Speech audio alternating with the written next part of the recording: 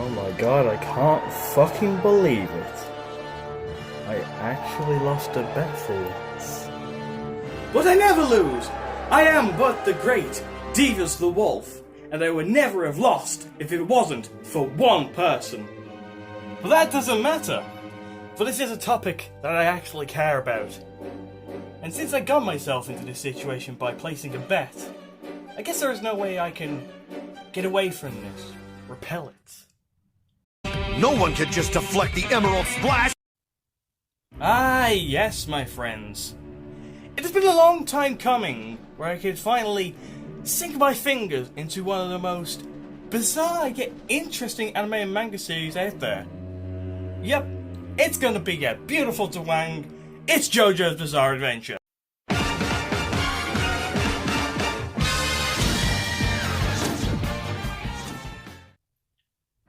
So there's no place like the beginning, right?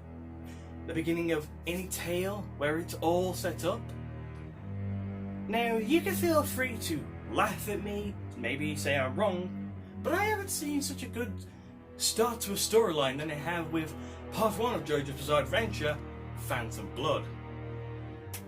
One night in 1868 in Victorian England, one man named Dario Brando, after having a tragic altercation of a horse-drawn carriage carrying none other than George Joestar and the mother to part 1's main JoJo, Jonathan Joestar. George sees Dario as a good Samaritan, and so Dario basically tricks George into adopting Dario's abused son, Dio Brando, into the Joestar family. However, since Dario Brando constantly abused his son Dio, and since Dio was always pretty much a poor person, Dio saw the Joestar family as rich snobs, that they did not deserve the fortune that they had. And so, since he hated his newfound family, he sought about ruining Jonathan's life by taking everything that Jonathan held dear away from him. Basically, Dio tried to ruin Jonathan, but Jonathan destroyed Dio with facts and logic. Early on in part 1, we are introduced to why Dio is the way he is. Primarily because his father Dario abused him, and since he was a pauper, he was also abused by the crooked townspeople. And this seemed to give Dio a sort of superiority complex, because we start to see him want to become more than anybody else. And this is why we start to see Dio slowly strip Jonathan of everything that he loved. His love interest, his own basic strength, his freaking happiness, his own family. And then we also get to see Jonathan become so fucking swole, it's like 3 Arnold Schwarzeneggers just mixed into one. And then finally defeating Dio in episode 9. In between such time, we do get to see the power of the strange stone mask that George Joestar had hung up in the main area of the Joestar household, leading to Dio becoming the maniacal vampire that he slowly descends into, before his defeat via Jonathan's hand.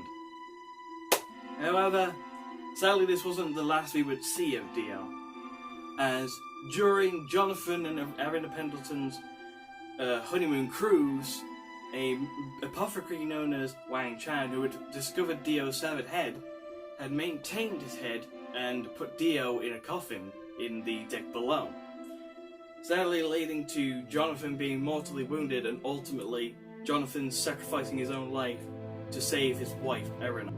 On the whole, I can thoroughly say that I enjoyed Phantom Blood, despite its slightly weaker points compared to future parts, but I could see it as a very good and exciting, albeit sometimes drab, intro onto the absolutely insane adventures that his descendants would get on, which was kind of spoiled in the fucking intro.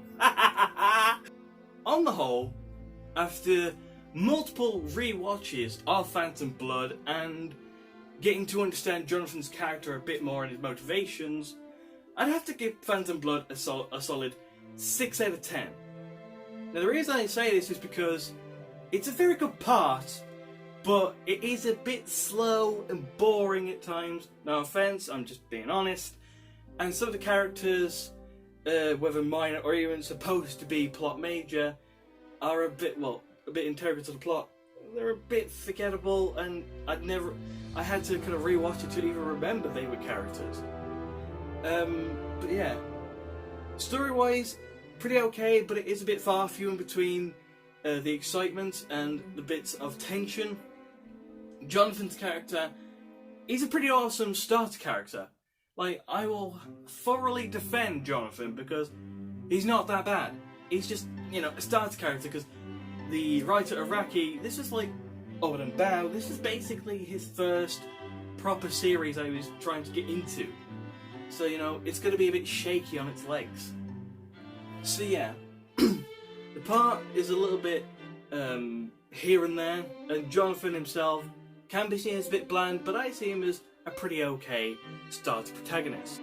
So, that was my review of Part 1 Phantom Blood. I really do hope that you guys enjoyed this, because I do plan on making videos on future parts. So, do feel free to leave your feedback in the comment section below. A like and subscribe would go a massive way for me. I would really appreciate it if you'd subscribe and hit that bell, you know? But yeah, feedback is appreciated. Hopefully you can like and subscribe. And I'll see you, hopefully, in the next part of my JoJo review.